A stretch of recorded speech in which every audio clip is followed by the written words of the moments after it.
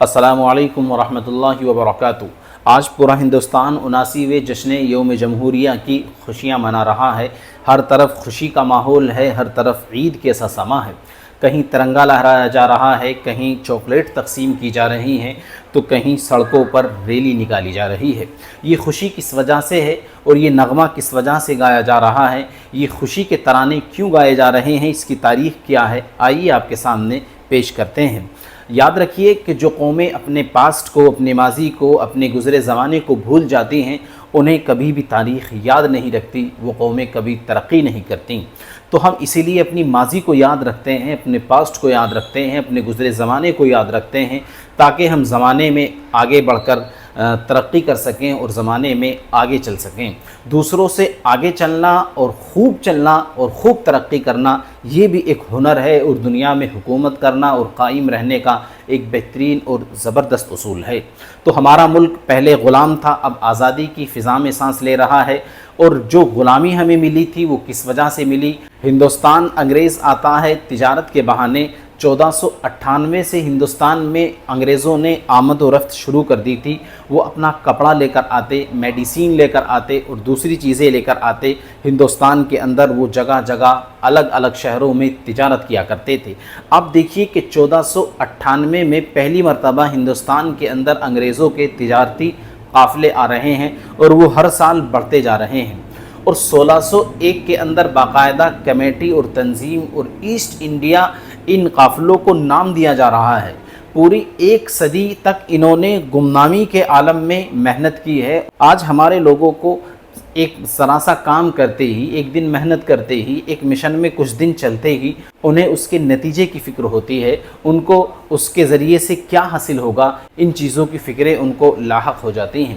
آپ انگریز کی سوچ دیکھیے، انگریز کا دماغ پڑھیے اور انگریز کی فیوچر پلاننگ دیکھیے کہ 100 سال گزر گئے تجارتی قافلے آتے ہوئے جاتے ہوئے، لیکن کسی کے سامنے انہوں نے اپنے مقصد کو ظاہر نہیں کیا، اپنے مقصد کو واضح نہیں کیا، حالانکہ پہلے ہی دن سے ان کا مقصد یہ تھا کہ ہم ہندوستان کے اوپر قبضہ کریں گے، اس کی حکومت پر اپنا کنٹرول اختیار کریں گے اور اس کی حکومت کو اپنے ہاتھ سے چلائیں گے۔ 1601 آ جاتا ہے۔ 1601 میں ان انگریز کے قافلوں کو، ان تجارتی قافلوں کو ایسٹ انڈیا کمپنی کا نام دے دیا جاتا ہے۔ اب وہ باقاعدہ ملک پر حکومت کرنے کا خواب دیکھ رہے ہیں اور ملک پر حکومت کرنے کے لیے لوگوں کو تیار کر رہے ہیں، ہندوستانیوں کی مدد کر رہے ہیں، ان کے ساتھ معاملات کو بڑھا رہے ہیں۔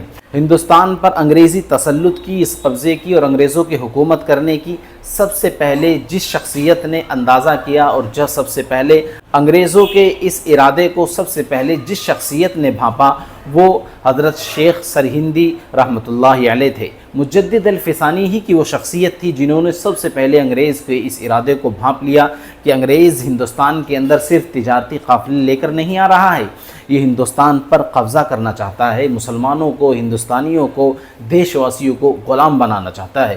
وہ جب تک زندہ رہے اپنے شاگردوں میں اس بات کو چلاتے رہے، محنت کرتے رہے کہ انگریز کے خلاف تمہیں لڑنا ہے، جہاد کرنا ہے۔ اس ہندوستان کے اندر انگریز کا مقصد واضح نہیں ہے، یہ ہندوستان کے اوپر قبضہ کرنے کے لیے آیا ہے۔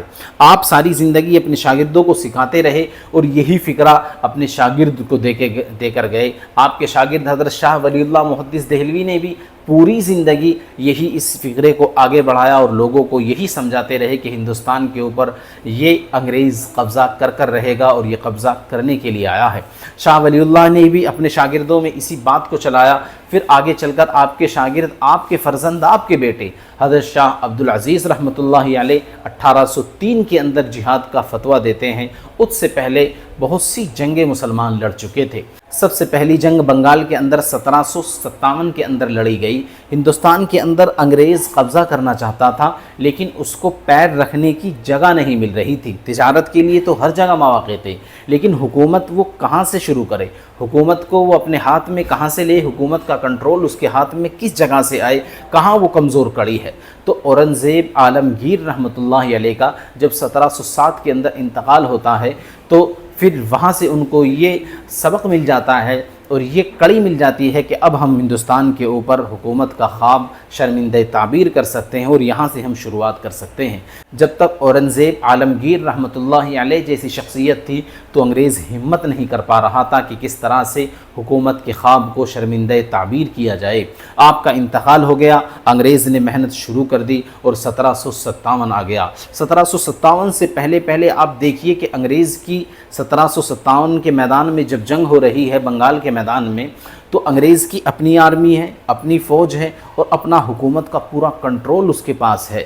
اور جب وہ سراج الدولہ کے سامنے آئے ہیں، مقابلے کے لیے آئے ہیں، آپ اندازہ اس سے کر لیجئے جو آدمی میدان میں آ رہا ہے لڑنے کے لیے اس کی تیاری کتنے سال پہلے سے چل رہی ہوگی۔ تو 1707 ہی سے انہوں نے جنگ کی، حکومت کو چلانے کی اور کنٹرول اختیار کرنے کی تیاری شروع کر دی تھی۔ اب 1757 میں انہوں نے سراج الدولہ کو شکست دی، اس کے بعد 1767 میں جنگ ہوتی ہے اور 1778 میں حیدر علی سے جنگ ہوتی ہے، حیدر علی فتح یاب ہوتے ہیں۔ 1782 کے اندر حیدر علی اور ٹیپو سلطان شہید رحمۃ اللہ علیہ 83 کے اندر جنگ کرتے ہیں، پھر 93 کے اندر جنگ ہوتی ہے، 1793 کے اندر اور 97 کے اندر جنگ ہوتی ہے، پھر 1799 کے اندر جو جنگ ہوتی ہے اس میں ٹیپو سلطان شہید رحمۃ اللہ علیہ اس دنیا سے کوچ فرما جاتے ہیں۔ ٹیپو سلطان شہید رحمۃ اللہ علیہ کی شخصیت ایسی تھی، آپ کا اورا ایسا تھا، آپ کی چہرے کی شباہت ایسی تھی اور رعب اللہ تبارک تعالیٰ نے ایسا دیا تھا کہ آپ شہید ہو چکے ہیں، آپ کی لاش زمین پر پڑی ہوئی ہے، لیکن انگریز آپ کے قریب نہیں جاتے تھے اور دور ہی سے ڈیلے مار کر دیکھتے تھے، پتھر مار کر دیکھتے تھے کہ کہیں ان میں آخری رمق تو باقی نہیں ہے، ابھی کچھ جان تو باقی نہیں ہے۔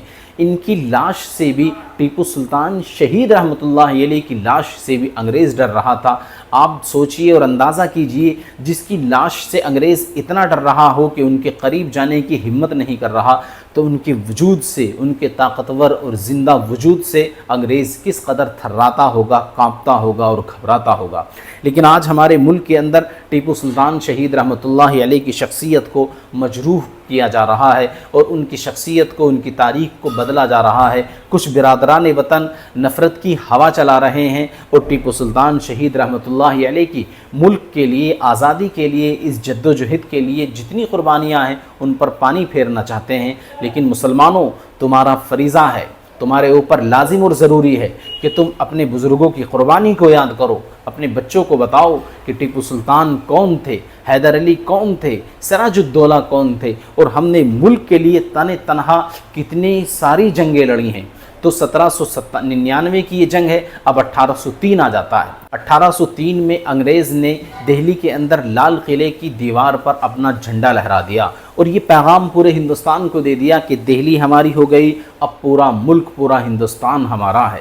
آج بھی یہی سوچ اور ذہن ہے کہ جس کی حکومت دہلی پر ہے پورا ملک اس کے کنٹرول میں ہوا کرتا ہے، یہی قانون ہے۔ اس زمانے میں بھی لوگوں کی سوچ یہی تھی کہ جس کی جھنڈا دہلی کی دیواروں پر لہرا دیا گیا، جس کے ہاتھ میں دہلی کی حکومت کا کنٹرول آ گیا، گویا کہ اب وہ پورے ہندوستان کا مالک ہے۔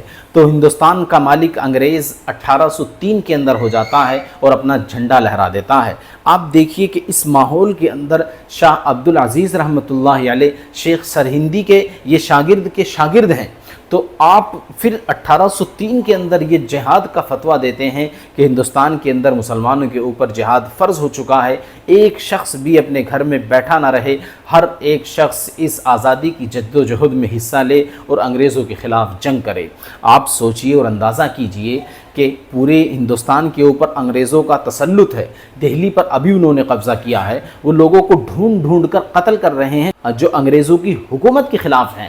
تو ایسے ماحول کے اندر ایک بزرگ، ایک بوڑھا لاچار شخصیت آ کر کہتی ہے کہ انگریزوں کے خلاف جہاد مسلمانوں تمہارے اوپر فرض ہو چکا ہے۔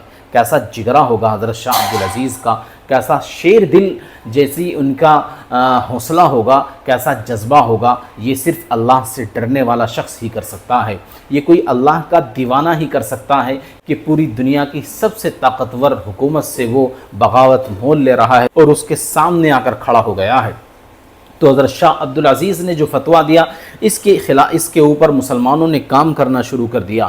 چھوٹی چھوٹی ٹکڑیوں کے اندر مسلمان نکلتے، لوگوں کو اکٹھا کرتے اور سمجھاتے کہ انگریزوں کے خلاف ہمارے اوپر لڑنا لازم اور ضروری ہے۔ اس کا اثر یہ ہوا کہ 1818 کے اندر سید احمد شہید اور شاہ اسماعیل شہید رحمۃ اللہ علیہ دونوں شخصیتوں نے پورے ہندوستان کے اندر چکر لگایا اور گھوم گھوم کر لوگوں کو اکٹھا کیا، اور 1831 تک ایک ایسا محاذ قائم کیا اور ایسی جنگ کی کہ 1826 سے 27 کے اندر قریب انہوں نے اپنی خلافت قائم کر دی۔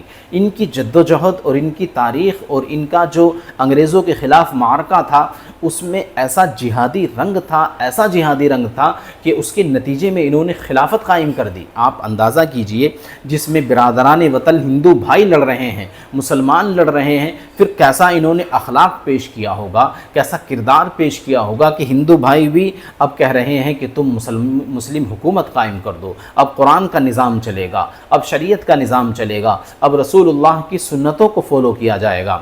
تو بالا کوٹ کے اندر انہوں نے پورے خطے پر جس میں انگریزوں کو شکست دی تھی وہاں پر خلافت کا نظام قائم کر دیا۔ 1831 کے اندر جو بالا کوٹ کی جنگ ہوئی ہے اس میں یہ دونوں لوگ شہید ہو جاتے ہیں اور یہاں سے مسلمانوں کے اس لشکر جرار کو شکست ہوتی ہے۔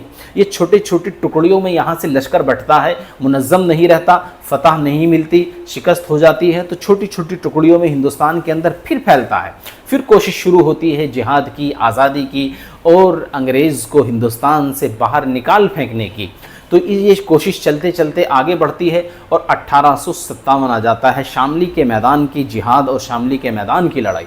شاملی کے میدان کی لڑائی چل رہی تھی، اس کی تیاری چل رہی تھی، اور یہ جو بالا کوٹ سے لشکر نکلا تھا ٹکڑیوں میں چھوٹی چھوٹی میں، اب یہ منظم ہونا، اکٹھا ہونا شروع ہوتا ہے۔ اس کی ایک میٹنگ دہلی کے اندر ہوتی ہے اور دہلی میں حضرت مولانا قاسم نانوتوی کی وہ یادگار تقریر ہے جس میں آپ نے کہا تھا، جب لوگ کہہ رہے تھے کہ ہم انگریزوں کا مقابلہ نہیں کر سکتے، یہ بہت طاقتور ہیں، ان کے پاس ہر طرح کا جدید اسلحہ موجود ہے، جنگ کے تمام قاعدے قانون یہ جانتے ہیں، تو حضرت مولانا قاسم نانوتوی جو دارالعلوم دیوبند کے بانی ہیں، حضرت والا نے جو تقریر کی تھی کھڑے ہو کر کہ کیا ہماری تعداد 313 سے بھی کم ہے، یہ مشہور جملہ آپ کا آج تک تاریخ کی کتابوں کے اندر درج ہے اور لکھا ہوا ہے۔ آج بھی مسلم بچے اس کو اپنی زبانوں پر مقررین شان کے ساتھ کہتے ہیں کہ مولانا قاسم نانوتوی نے کہا تھا کہ کیا ہماری تعداد 313 سے بھی کم ہے۔ آپ کی اس تقریر کا اثر اور نتیجہ یہ ہوا کہ تمام لوگ اکٹھا ہو گئے اور شاملی کا میدان سج گیا۔ حاجی امداد اللہ مہاجر مکی رحمۃ اللہ علیہ، حافظ ضامن شہید مولانا رشید احمد گنگوہی، حضرت مولانا قاسم نانوتوی، شاملی کے میدان کے اندر جو یہ جہاد ہوتا ہے، یہ جہاد کرتے کرتے شاملی کے شہر میں ایک تحصیل تھی جو توپ خانہ تھا اور اس میں انگریز کی پوری حکومت اور آرمی رہا کرتی تھی۔ ان مجاہدین نے نکل کر اس پر قبضہ کر لیا اور اس کو فتح کر لیا اور توپ خانے پر قبضہ کر لیا۔ وہاں گولی لگتی ہے حافظ ضامن شہید رحمۃ اللہ علیہ کے، حافظ ضامن شہید شدید زخمی ہو جاتے ہیں، مولانا قاسم نانوتوی کے سر پر گولی لگتی ہے، خون بہہ رہا ہوتا ہے اور خون میں کپڑے پورے خراب ہو جاتے ہیں اور پورے خون سے کپڑے بھر جاتے ہیں، جوتیاں آپ کی بھر جاتی ہیں، کپڑے تر ہو جاتے ہیں، لیکن گولی کا نشان سر میں تلاش کیا جاتا ہے تو گولی کا نشان نہیں ملتا۔ یہ حضرت والا کی کرامات تھی، یہ حضرت والا کا اللہ سے تعلق تھا کہ گولی تو لگی ہے، نشان نہیں ہے، خون مل رہا ہے، درد نہیں ہے۔ تو یہ حضرت والا نے اس میدان کے اندر جو کارنامے انجام دیے، یہ ان کی ہلکی سی جھلک ہے۔ حضرت حافظ ضامن شہید رحمۃ اللہ علیہ کو جب گولی لگی تو حضرت مولانا رشید احمد گنگوہی میدان کارزار سے اٹھا کر برابر کی ایک مسجد میں لا کر بٹھایا، وضو خانے پر آپ کو لٹایا اور اپنی ران پر سر رکھا ہوا تھا، کچھ پانی پلایا، دیکھا کہ افاقہ نہیں ہوگا، طبیعت بگڑ رہی ہے، تو حضرت مولانا رشید احمد گنگوہی حافظ ضامن شہید کو اپنے کاندھے پر بٹھا کر شاملی سے تھانہ بھون لے کر آتے ہیں۔ شاملی سے تھانہ بھون کی دوری تقریباً 15-16 کلومیٹر ہے۔ ایک گولی لگا ہوا شخص اور جب آدمی کی روح نکل رہی ہوتی ہے تو اس کا جسم کے اندر بوجھ بھی ہو جاتا ہے اور جنگل لے کر بھاگے ہیں حضرت مولانا رشید احمد گنگوہی۔ ڈر اور خوف یہ تھا کہ انگریز کو حضرت کی لاش مل گئی تو پتہ نہیں اس کے ساتھ وہ کیا کرے گا، جشن منائے گا، سولی پر چڑھائے گا، ساری دنیا کو دکھائے گا کہ دیکھو ہم نے ان کے کمانڈر کو مار دیا ہے، ان کے بڑے بزرگ اور جرنیل کو مار دیا ہے۔ اس میں مسلمانوں کو شکست ہوئی اور مسلمان اس کے اندر اور غیر مسلم دونوں لڑ رہے تھے۔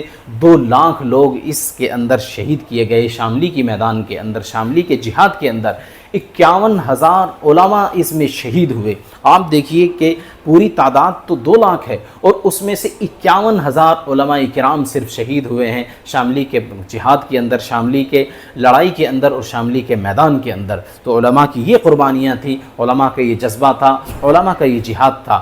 اس لڑائی سے 10 سال بعد 1867 کے اندر 1857 کے اندر یہ شاملی کا جہاد ہوا ہے اور پھر 1867 کے اندر دارالعلوم دیوبند کی بنیاد رکھی جاتی ہے۔ یہ اس وجہ سے رکھی گئی کہ اب یہاں سے مسلمانوں کو ترتیب دی جائے گی، مسلمانوں کو تربیت دی جائے گی، مسلمانوں کو دین کے احکام سکھائے جائیں گے، انہیں مسلمان بنایا جائے گا اور انگریزوں کے خلاف مجاہد بنا کر انہیں میدان کے اندر نکالا جائے گا۔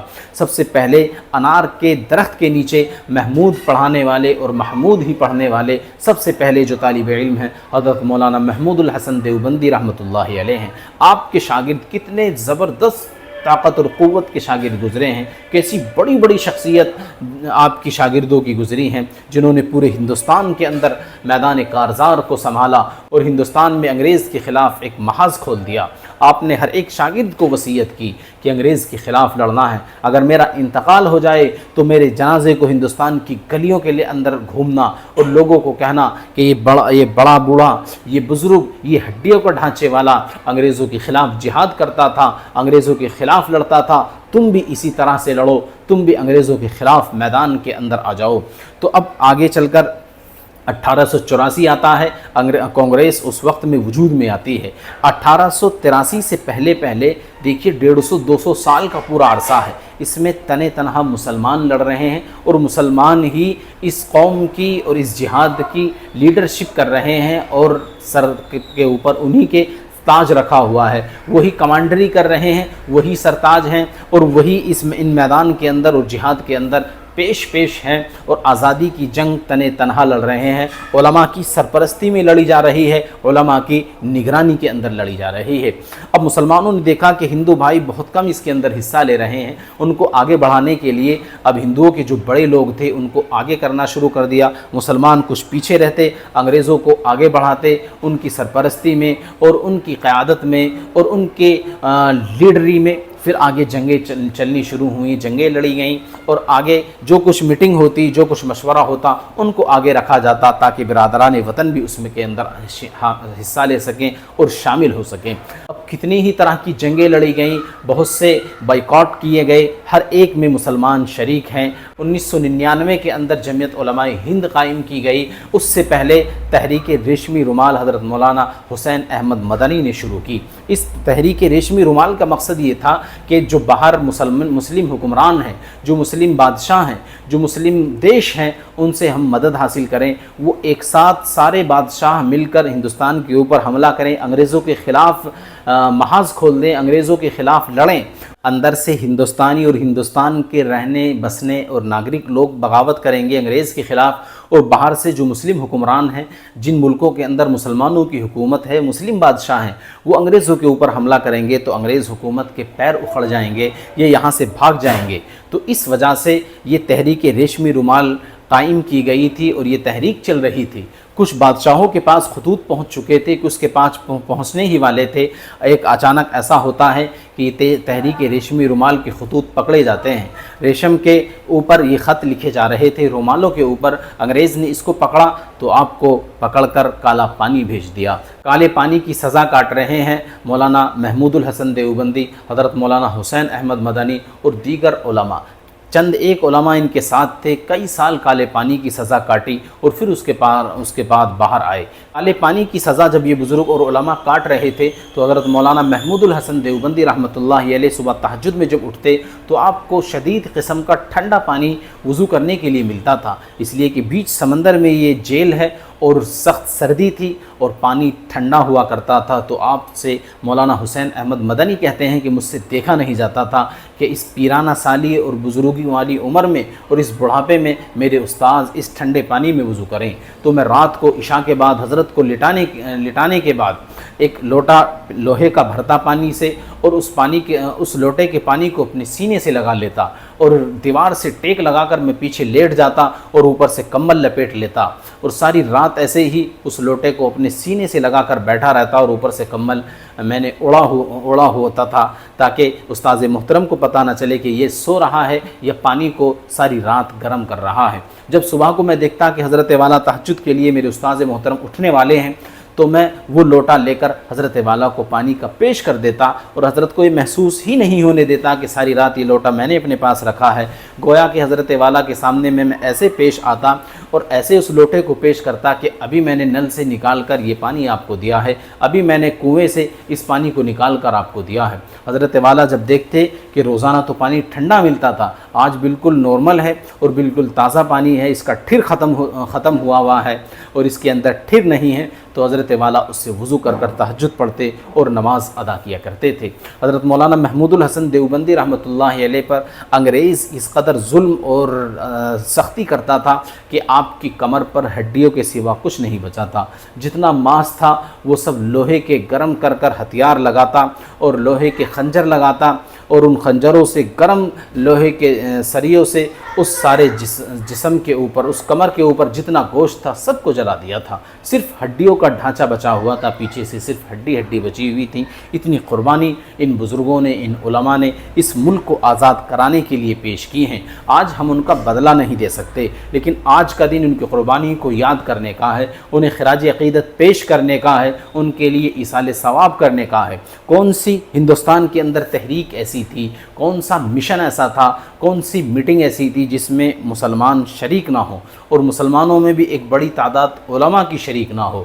برادران وطن تو شریک رہتے تھے لیکن زیادہ تعداد مسلمانوں کی ہوتی تھی۔ کوئی سا بھی محاذ ہو، کوئی سی بھی لڑائی ہو، کوئی سی بھی جنگ ہو اور کسی بھی طرح کا آندولن ہو، اس میں مسلمانوں کی تعداد زیادہ رہا کرتی تھی، مسلمانوں کی قربانیاں ان سے بڑھ کر رہا کرتی تھی، مسلمان برادران وطن سے زیادہ بڑھ چڑھ کر حصہ لیا کرتے تھے۔ ہر ایک تحریک کے اندر، ہر ایک بائیکاٹ کے اندر مسلمانوں نے بڑھ چڑھ کر حصہ لیا اور یہ پھر 1947 آ گیا اور یہ 1947 میں ہمارا ملک آزاد ہو گیا۔ تو آج اپنے بزرگوں کو یاد کریے، اپنے قوم کے بچوں کو بتائیے کہ ہم نے اس ملک کے لیے اتنی قربانیاں دی ہیں۔ موجودہ حکومت، موجودہ سرکار اور آج کے لوگ آج مسلمانوں کی حکومت، مسلمانوں کی ان قربانیوں کو بھلا دینا چاہتے ہیں، تاریخ کو مسخ کرنا دینا چاہتے ہیں، ہسٹری کو مٹا دینا چاہتے ہیں، لیکن ہسٹری کبھی نہیں مٹائی جا سکتی اگر آپ اپنے بچوں کے دلوں پر اس تاریخ کو لکھ کر جاؤ گے، اپنے بچوں کو بتا کر جاؤ گے کہ ہم نے ہندوستان کے لیے کتنی قربانیاں دی ہیں۔ آج بھی انڈیا گیٹ کے اوپر آپ دیکھیے کہ کن کے نام زیادہ کھدے ہوئے ہیں، مسلمانوں کے نام کتنی بڑی تعداد میں لگے ہوئے ہیں۔ یہ سب کون ہیں؟ یہ سب وہ ہیں جو مسلمان ملک کے لیے شہید ہوئے ہیں، ملک پر قربان ہوئے ہیں۔ ملک پر قربان ہونے کی جب بات آتی ہے تو سب سے زیادہ مسلمان قربان ہوا ہے۔ آج بھی مسلمان ملک پر قربان ہونے کے لیے تیار ہے، کل بھی مسلمان ہی ملک پر قربان تھا۔ دہلی سے کراچی تک کوئی پیڑ ایسا نہیں بچا تھا جس پر علماء کی گردنیں نہ ٹنگی ہوئی ہوں، مسلمانوں جس پر علماء کو پھانسی نہ دی گئی ہو۔ علماء کی کس قدر قربانیاں ہیں۔